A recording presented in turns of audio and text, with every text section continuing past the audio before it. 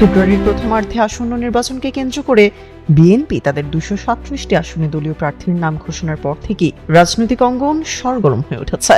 অসুস্থতার কারণে BNP chairperson Begum Khaleda Zia এবারের নির্বাচনে অংশ নেবেন কিনা তা নিয়ে সংশয় ছিল সবার মনে।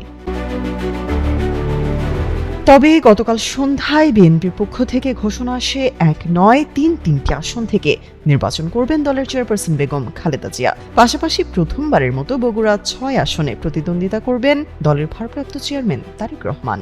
তবে প্রশ্ন থেকেই যায়, তা হলো দলের নেতৃত্ব কে দেবেন, কে হবেন প্রধানমন্ত্রী?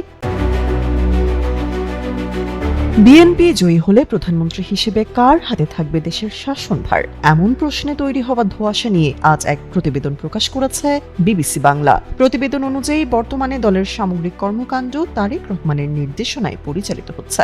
লন্ডনে বসেই তিনি সাংগঠনিক বিষয়ে সরব ভূমিকা রাখছেন। অন্যদিকে খালেদা জিয়াকে ৩টি আসনে প্রার্থী করাকে দলের এক নির্বাচনী কৌশল হিসেবে দেখছেন বিশ্লেষকরা। তারা মনে করছেন এই পদক্ষেপে দল এই বার্তা দেয় যে অসুস্থতা সত্ত্বেও দলের শীর্ষ নেত্রী এখনো সক্রিয় রয়েছেন। বিএনপির স্থায়ী কমিটির সদস্য সালাউদ্দিন আহমেদ বলেন, বেগম জিয়া সম্পূর্ণ সুস্থ হয়ে নির্বাচনী প্রচারণায় নেতৃত্ব দেবেন, তবে বর্তমান বাস্তবতায় তারেক রহমানই প্রধানমন্ত্রী হবেন, এই চিন্তাই দলের মধ্যে রয়েছে বলে জানান তিনি।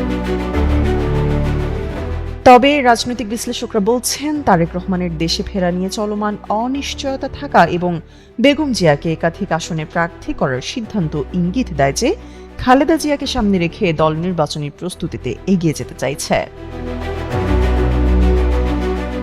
সব মিলিয়ে বিএনপি আপাতত তাদের নির্বাচনী তোড়জোড়ে দুই শীর্ষ নেতাকেই কেন্দ্রবিন্দুতে রেখেছে। যদিও প্রধানমন্ত্রীত্বের প্রশ্নে তারেক রহমানের দিকেই পাল্লা ভারী বলে মনে করছেন বিশ্লেষকরা।